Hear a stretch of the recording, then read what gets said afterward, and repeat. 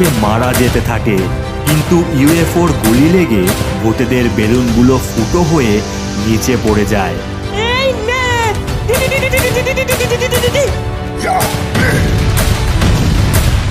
না, মনে হচ্ছে এইভাবে মালটা মরবে না। এমন সময় ডাইনি জেট থেকে বেরিয়ে উড়ে গিয়ে ইউএফওর সামনে যায় আর এলিয়েনকে উদ্দেশ্য করে বোম মেরে দেয়, আর সেই বোম ফেটে এলিয়েন মারা যায়। আমরা পেরেছি। এরপর সমস্ত বাচ্চারা এলিয়েনদের পতাকা সরিয়ে ইন্ডিয়া এর পতাকা লাগিয়ে দেয়। তুই কথা রেখেছিস ডাইনি, আমি খুশি হয়েছি। তাই আমি বর দিলাম তোকে, তুই আরো 100 বছর বাঁচবি। আগে মা কালী!